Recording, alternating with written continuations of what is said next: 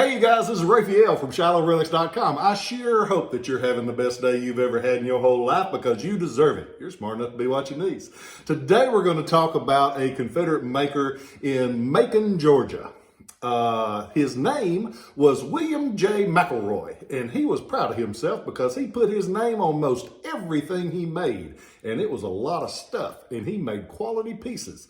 William J. McElroy started business as a tinsmith, a tinner in Savannah, Georgia around 1845. By 1850, he's listed in Macon, Georgia, and that's where he would gain his fame when the war broke out as a edged weapon maker. But he also made a lot of other things. It's listed that he, in 1863, had an ad in one of the local papers saying that he made swords and sabers and bowie knives and spurs and axes, and there's a listing that he made canteens as well. So he was a busy cat.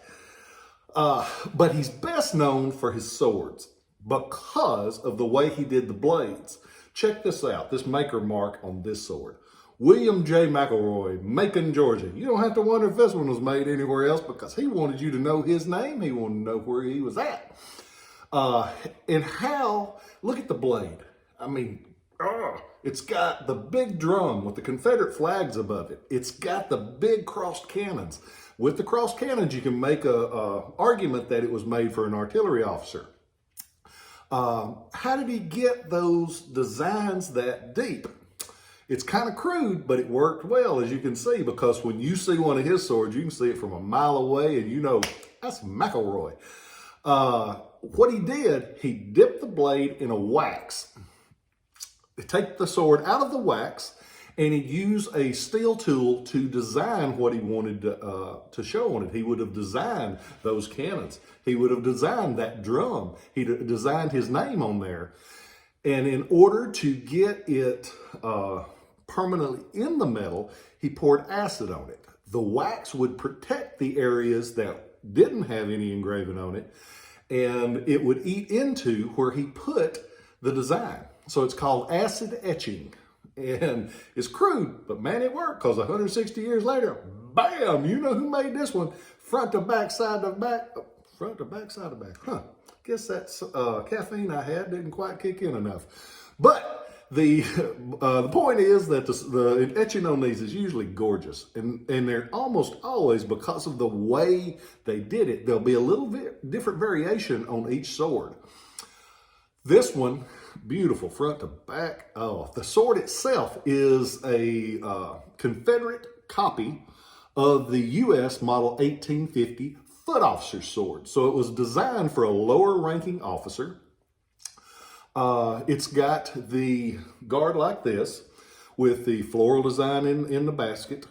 The guard itself, it's got the original wooden core with the leather over the top of it, single strand brass wire, big thick brass wire going over the grip like this. It's all beautiful, and the blade's full length. You can see the etching on each side. It's got the cannons, it's got the flags, it's got the drum, it's got his name.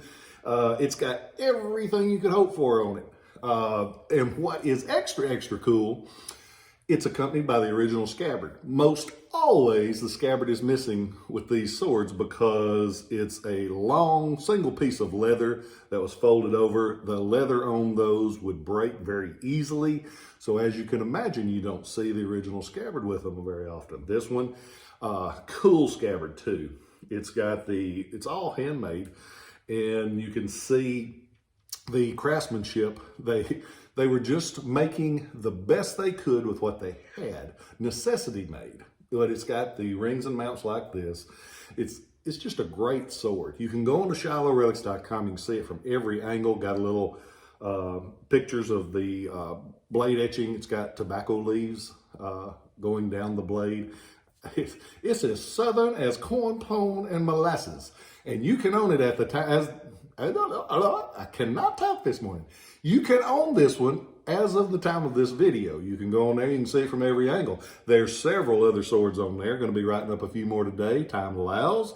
And I hope that you guys are doing well. We here are all doing well. We're keeping good thoughts for those people that our government abandoned in Afghanistan.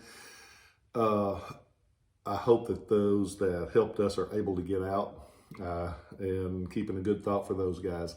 As far as good thoughts, I have been fortunate enough. This week, it was 4.5 years ago when I lost Lori, and it's been a hard week. Hell, it's been an awful hard week, and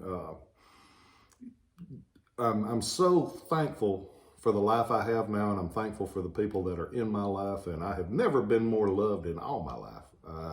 I am very thankful, but it's still hard, and I think about all the people that have lost people lately, whether it be to COVID or just normal life.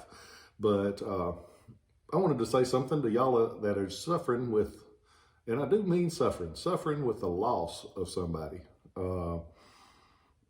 Just because they're gone don't mean that they're forgotten.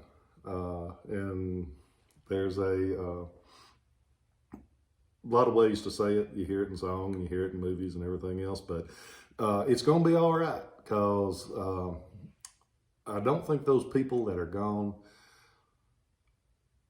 would want us to bog our lives down. I know Lori loved me, and I know she wanted good things for me, and I'm thankful for that. And I hope that you guys know that there are people out there that love you.